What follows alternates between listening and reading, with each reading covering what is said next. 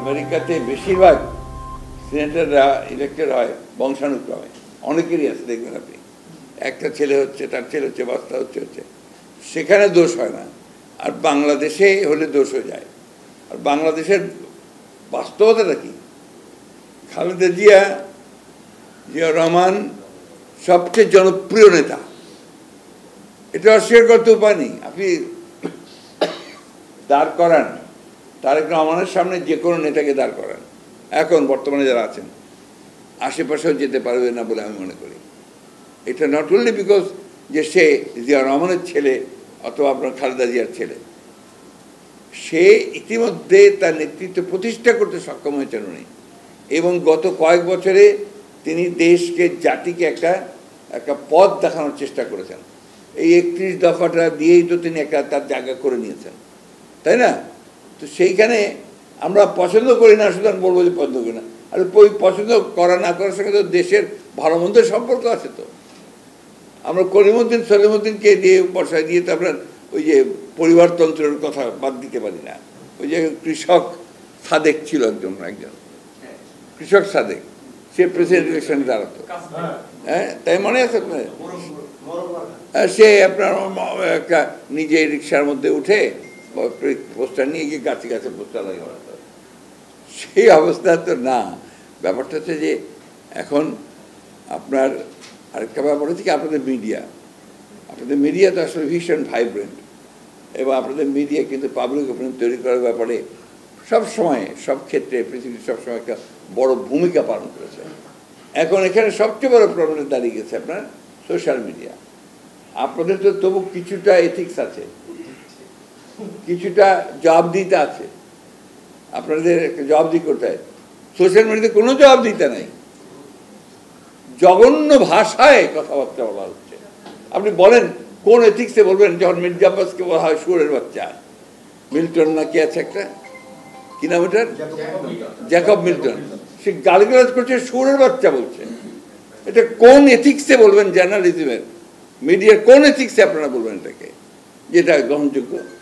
আরেকজন আছেন বিখ্যাত মানুষ, না বলতে চাই না, যিনি সোশ্যাল মিডিয়া করে বিখ্যাত হয়ে গেছেন, তার মুখের ভাষা শুনলে তো আমার সন্দেহ হয় যে আমরা কোনো সভ্য দেশে বাস করছি কিনা।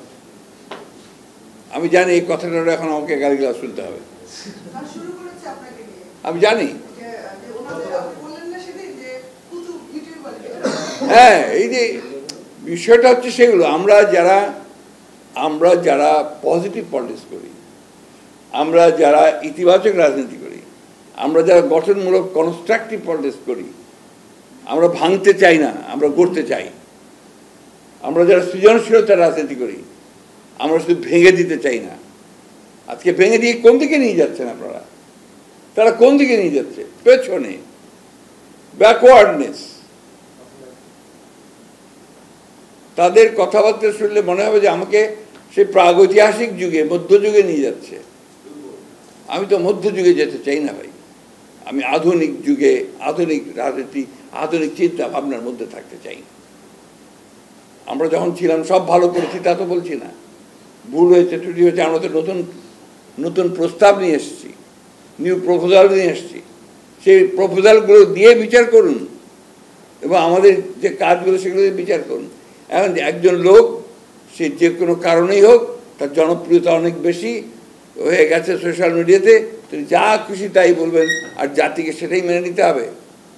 অ্যানার্কি, আমি তো তাদের কথার মধ্যে অ্যানার্কি খুঁজে পাই, নৈরাজ্য খুঁজে পাই। আমি জানি আরও বেশি গালিগালাজ করবে আমাকে। একটু নিয়ে আমি চিন্তা করি, আমি আমার পথে সবসময় একক ছিলাম, নিষ্ঠাবান ছিলাম, আমি নিষ্ঠাবান থাকবো। আমার জায়গা থেকে আমি কখনো সরি না, আমি আছি, আমি এগুলো বলবো। অনেকে আমাকে বলছে আপনি না বললেই পারেন, বললে আমি আমার দায়িত্ব পালন করবো না। আমার যেটা ভালো বলি সেটাকে ভালো বলতে হবে, যেটাকে খারাপ বলি সেটাকে খারাপ বলতে হবে। আমি পপুলিজমের পলিটিক্স করতে চাই না, সো কল পপুলিজম, এই রাজনীতি আমি করতে চাই না। এতে যদি আমি বের হয়ে যাই, রাজনীতি থেকে বের হয়ে যাবো, আই ডোন্ট কেয়ার। জনগণের তো অ্যালার্ট হওয়ার সবচেয়ে দুর্ভাগ্যজনকভাবে হলো সত্য, জনগণ এসব ব্যাপারে আপনার সবসময় অ্যালার্ট হতে পারে না বিভিন্ন কারণে। এগুলো অ্যানালাইসিস করতে গেলে অনেক সময় লাগবে, পারে না। জনগণের মধ্যে একটা আবেগ কাজ করে, গুজব কাজ করে। আপনার যে দেশে মব কিলিং হয়, মব জাস্টিস হয়, সেখানে আপনি যুক্তি কতটা খুঁজে পাবেন? কথা নেই বলতে যে আপনি আমি বলে দিই এই একটু পকেট মারি নিয়ে গেল, ওই বাস সাথে সাথে মেরে ওকে ওখানেই শেষ, ববলিটার সাঙ্গ। How do justify? রাষ্ট্র থাকে, আইন থাকে, থাকে না। এই বিষয়গুলো বাস্তবতা আর কি। সুতরাং আমার হঠাৎ ওয়ান ফাইন মর্নিং মনে হলো যে আমি এখন হচ্ছে একমেব অদ্বিতীয়, আমি হচ্ছে সবচেয়ে বড়, আই এম দ্য লর্ড, আমি আপনাকে মোবিলাইজ করি, আমি আপনার পাবলিক ওপিনিয়ন তৈরি করি, আমার কথায় সব চলে, আপনি হুকুম দিচ্ছেন ভেঙে যাচ্ছে। সেটা কতটুকু সঠিক হচ্ছে বেঠিক হচ্ছে এগুলো চিন্তা করার কোনো অবকাশ নাই।